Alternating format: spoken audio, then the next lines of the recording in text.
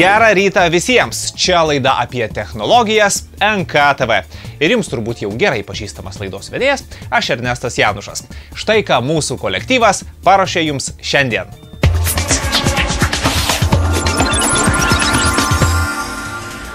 Kokių technologinių naujovių mums žada automobilių gamintojai? Rubrikoje tinkle keisimės popieriniais atvirukais. Pamatysime Londono panoramą iš velniškai arti. Pirksime naudotas knygas, bei klausysimės gamtos garsų. Bei pažiūrėsime, ką gero mums pagamino kaimynai Lenkai. Kalbu apie žaidimą.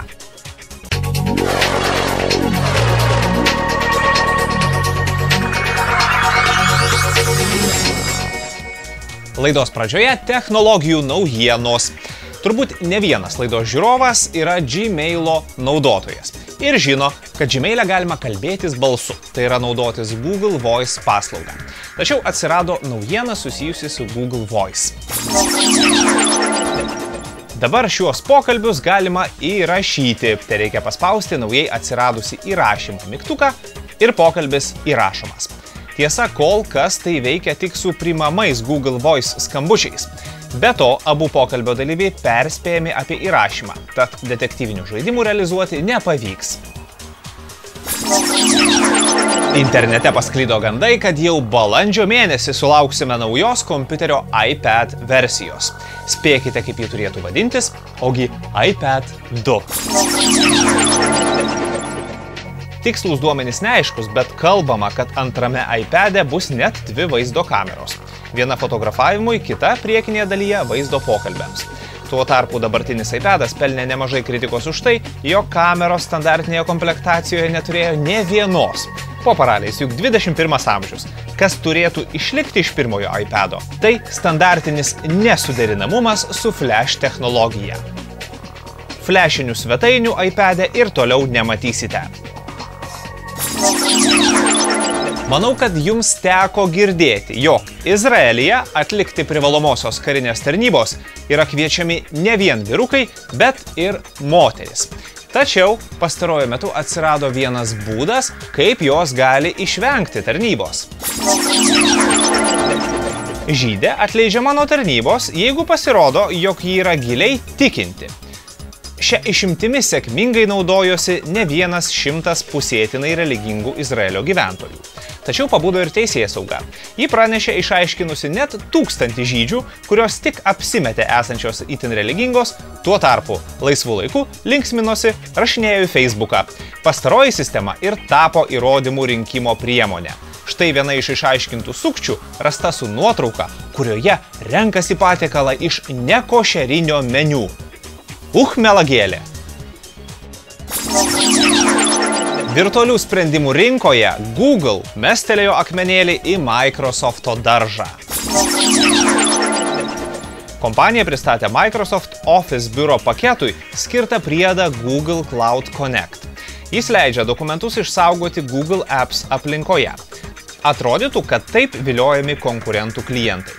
Vėliau dokumentą jau per Google Apps galima peržiūrėti, parsisiųsti, redaguoti ir taip toliau. Google pristatė naują jau 6-ąją skaitmeninio atlaso Google Earth versiją. Joje dar giliau integruota Street View funkcija, leidžianti pažiūrėti, kaip gatvė ir jos namai atrodo tikrovėje. Taip pat atsirado patobulinta galimybė į kai kuriuos miestus ar jų dalis pažvelgti laiko tėkmėje. Tiesiog galima stebėti, kaip viskas keitėsi metams bėgant. Deja, tai veikia daugiausiai tik su Jungtinių valstijų vietovėmis. Kuomet naršote žemėlapį ten, kur laiko tėkmės rodymas galimas, tiesiog atsiranda atitinkama navigacijos eilutė. Be nepastebimiausia naujovė – patobulinti miškai. Medžiai tapo trimačiai, kartais net galima matyti, kokio tipo jie yra. Galima rasti daugiau nei 80 milijonų medžių Atėnuose, Berlyne, Niujorke, San Franciske ir Tokijuje. Tiek jums, tiek ir man jau savaime aišku, kad mūsų automobiliuose yra gana daug elektronikos, kompiuterių, mikroschemų ir visokios kitokios velnevos. Tačiau technologijų bus tikrai ne mažiau, o dar daugiau. Ir jos dar labiau įtakos tai, kaip jūs jaučiatės už automobilio vairo ir tai, kaip elgiasi jūsų transporto priemonė kelyje. Apie tai mūsų reportaže. Kuomet Henris Fordas 1908 metais pradėjo gaminti paprastiems žmonėms prieinamus automobilius, liaudis stebėjosi. Stebėjosi 2 varomaisiais bėgiais ir net 20 arklio galių varikliu. Tiesa, tam, kad pamatuotų, kiek suvartojo benzino, vairuotojai turėjo į jo baką kišti pagaliuką.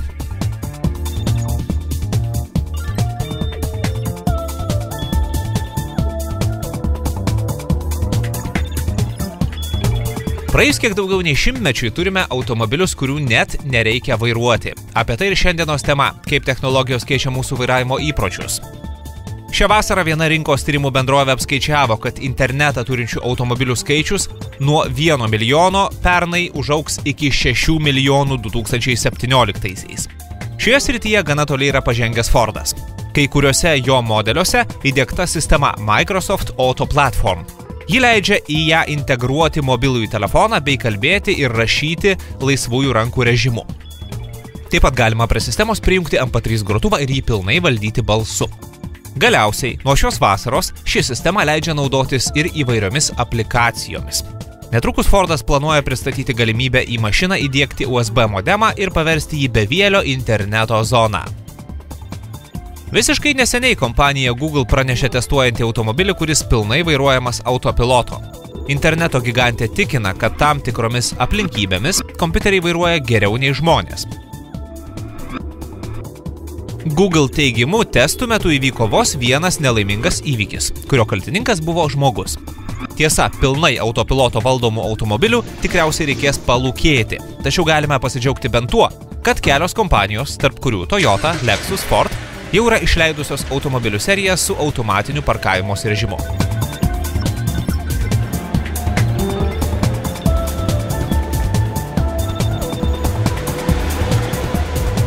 Viena labiausiai šioje srityje pažengusių bendrovių Volvo.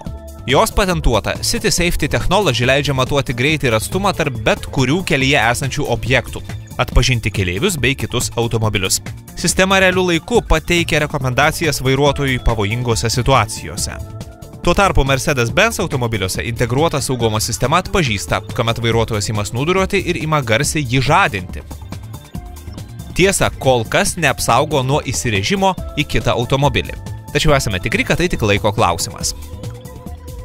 GPS populiarumas pradėjo kilti nuo 2000-ųjų, kuomet Amerikos kariuomenė nusprendė nebeblokuoti signalų iš kosminių palydovinių stočių ir padarė GPS prieinamus visiems pasaulio žmonėms.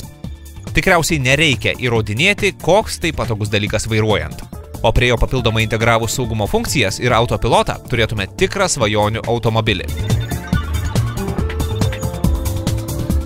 Taip kad NKTV žiūrovai, jūs matote, kad rimti proveržiai automatinio vairavimo srityje yra kažkur netoliese, bet dar ne visai mūsų rankose.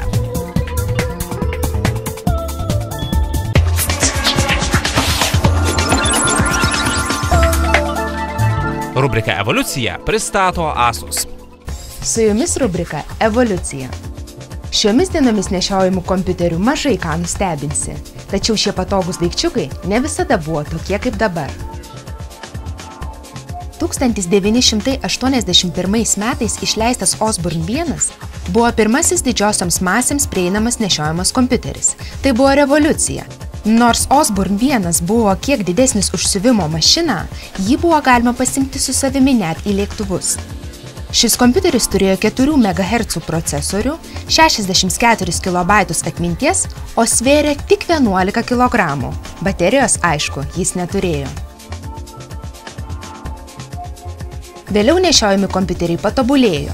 Šis 97 metų Zenit didžiuojasi kur kas geresniais duomenimis.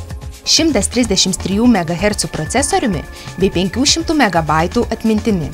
Jau į tą pusę, bet dar ne tai, su kuo dirbate biure ar konspektuojate paskaitas universitete. Šiuolaikinių kompiuterių ilgai pristatinėti nereikia. Jie talpūs, galingi, o neretai puikuojasi ir ypatingų dizainų, kaip kad šis Asus gražuoliukas. Jis didžiuojasi ne tik puikiu dizainu ir maloniu liesti bambuko korpusu, bet ir 2,4 GHz procesoriumi, 500 GB standžiojo disko atminties bei daugiau nei 5 valandas veikiančiu akumuliatoriumi.